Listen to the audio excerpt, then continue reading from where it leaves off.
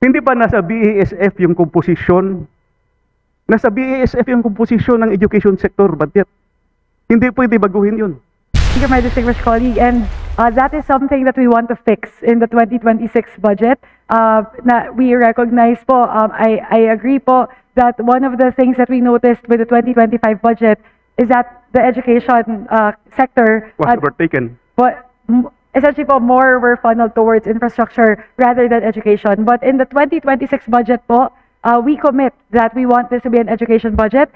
So the budget for education will definitely be more than the budget for education. Yes. Infrastructure rather. And I will agree with you because I can see the sincerity in your heart outpouring na hindi talaga mangyayari ito sa 2026.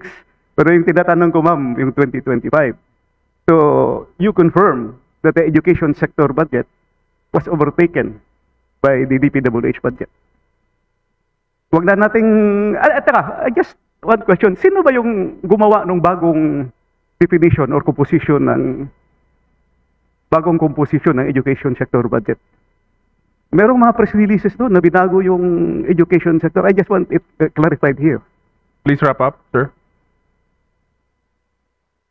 I still have 16 minutes pa lang ako. Di ba 30 minutes? Allotted. The arrangement was 10 to 15 minutes per member. Again? 10 to 15 minutes per member. Remaining. Thank you, Speaker. Thank you. Mr. Speaker, my distinguished colleague, I would be very happy to answer more queries from our distinguished colleague. With regard to that po, that is at which point it happened po?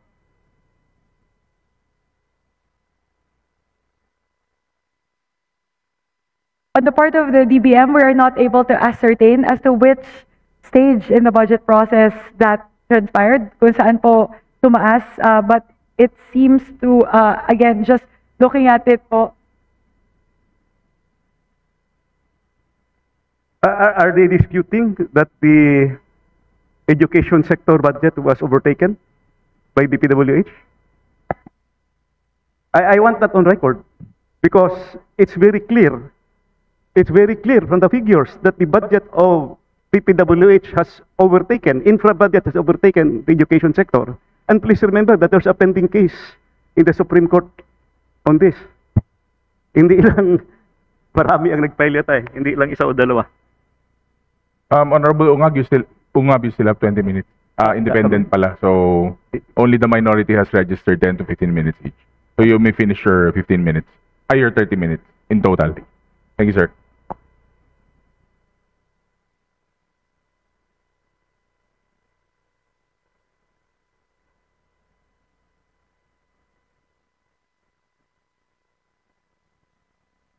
I just want to, anyway, habang nagdi-discuss kayo, naka-charge sa oras ko sa minutes. It is clear in the President's budget message in 2025 na sinabi niya yung priority sector niya is education sector. Nakasulat doon, 977 billion budget. Tapos, 900 billion lang yung number 2, which is the DPWH. So, kung ano-ano yung dinagdag doon sa BICAM at ano yung binawas, including all that was vetoed, yung 26 billion direct veto, mataas pa rin. Mataas pa rin ang DPWH budget. Also, hindi ba nasa BASF yung komposisyon? Nasa BASF yung komposisyon ng education sector budget. Hindi pwede baguhin yun. Sige, ma'am. Mr. Speaker, distinguished colleague, in terms of the total for the different sectors in the 2025 budget, the total for public works under DPWH amounts to 1.007 trillion. As opposed to education, yung total po for the education cluster, so that is comprised of DepEd, SUC, SCHED, TESDA, the NDCP, GHQ, PMA, LG, under DND, DILG, LGA, PPSC, PNPA, DOST, and other infrastructure projects attributed to the education sector. If we add all of that po, that would total to 1.055 trillion pesos. So if we look at it from a sectoral standpoint po, the education still is number 1 in terms of the budget for 2025 at 1.055 trillion as opposed to public works amounting to 1.007 trillion pesos. I'm sorry, ma'am.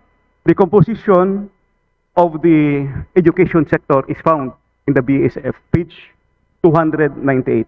Hindi niyo pwede babaguhin yung composition ng education sector. And the increases and the decreases, taking onto consideration the same education sector components in the BASF will make the education sector budget, including the releases for unprogrammed appropriation and the original program appropriations total after BICAM is only 994.45 billion. Total DPWH is 1.147 billion, including the releases in the program as of August 31. Dapat careful kayo nito kasi may ongoing case na ito sa Supreme Court eh. Nag-release pa rin kayo na nag-release sa program. Diba?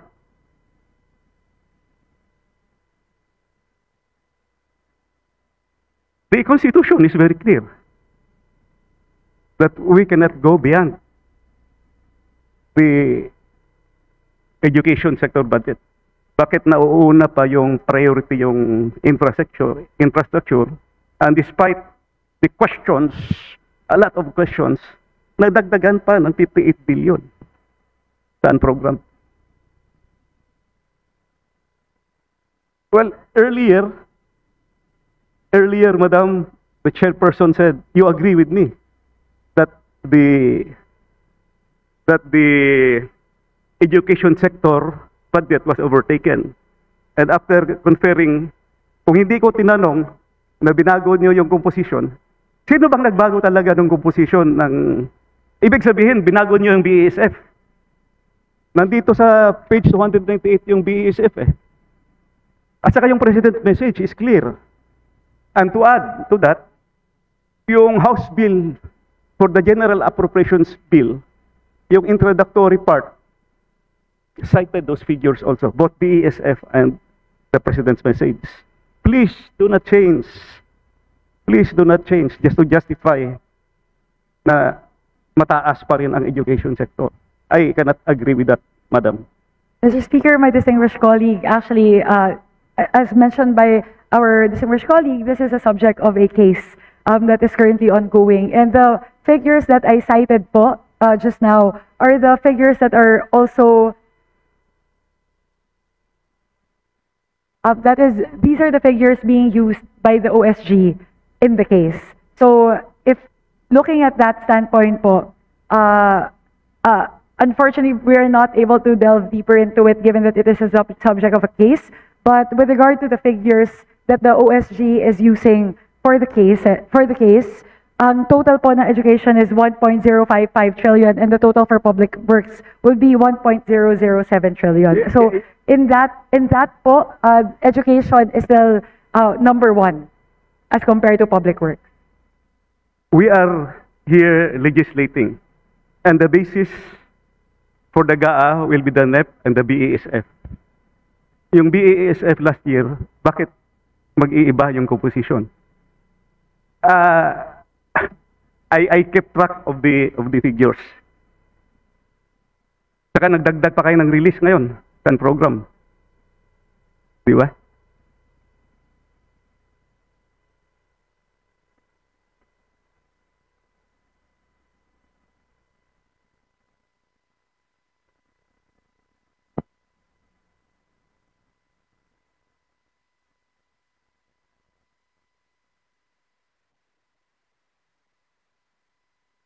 Anyway, Madam, the time allotted is charged sa akin. May I go to my next question? Kasi habang hindi pa kayo nagkakasundo, time na, 5 minutes lang naiwan sa akin. Can you, isubmit nyo na lang sa akin ito. Can you give me a breakdown of the amount released through naiwan sa akin? Can you, isubmit nyo na lang sa akin ito. Can you give me a breakdown of the amount released through For DA, DPWH, DSW, NEDA, and PRA, which are charged under the SAGIP, no, is threatening assistance for government infrastructure program. And I would like to request that if you could give me the specific dates of the releases. This is very, very important. And last but not least, this question. There was a newspaper item quoting the chairperson of the Appropriations Committee, the Honorable Chair, saying that the unprogrammed appropriations is the source of funds for the flood control projects. Can you give me the details of this? What are these projects and when were these projects released? Mr. Speaker, my distinguished colleague, that is, I definitely did not say that in an interview po. Perhaps that was something that was lifted from the first set of deliberations during the start of the plenary deliberations. So, ang nabanggit lang po doon is that certain flood control projects in the previous years were released from unprogrammed appropriations. Previous years? Previous years po. Previous year. 2024, 2025. 2023. I believe that was the amount quoted, around 141 billion pesos po. That would be attributed to 2023 and 2024. Well, wala na akong oras. Supposedly, marami pa akong tanong. Ang explanation ko lang dito, doon sa NEP at sa GAA, naka-identify kasi isa-isa kung nasa saan yung flood control project. Pagdating sa program, hindi naka-identify. Malalaman na lang natin sa pag-release. But with all the, I would say, exposés, with all the investigation, I think lalabas talaga lahat yan eh. Sa gobyerno, yung nakakalusot sila sometimes accountability and transparency. However, in the end, the law will catch them because may records talaga na lalabas yan. Either sa COA, sa releases, sa SARO, pagdating dito sa bidding, ang daming agencies eh. Matitrace at makikita talaga yan. Hindi pwedeng makalusot. So, to my colleagues, I hope and I pray that we will have a better budget for 2026. Sana hindi na maulit. Grabe talaga, ma'am. I mentioned, ano ba akong kunti? Yung sources natin, yung ating parts ng budget, automatic appropriations at saka new appropriations natin, yung general appropriations. Mangled, yung automatic appropriations, 14 special laws, I think alam niyo yan. 14 special laws were mangled. Automatic appropriations, hindi yan ginagalaw dito sa Kongreso dapat eh. Because there were already specific laws that approved them. I don't know kung saan kinuha yung budget na dinagdag doon kasi yung iba na-release nyo na. New general appropriations, program appropriations, alam nyo to. Out of 27 agencies, 26 agencies of the government were mangled. Only BBM was not touched. And program appropriations nag-increase. Pati foreign assisted projects dinalaw pa, nakakahiya sa ating mga foreign creditors. So I hope and I pray that we will have a better and brighter budget in the coming 2026. Maraming salamat po, and that ends my interpellation. Thank you very much po, Mr. Speaker, my distinguished colleague. On the points that were raised, several that I would like to address very quickly. The first would be the request for the breakdown of the releases of the unprogrammed appropriations across the different agencies and the specific SARO release dates. We commit to sharing the same. We have those on file as well as the detailed breakdown across the different categories.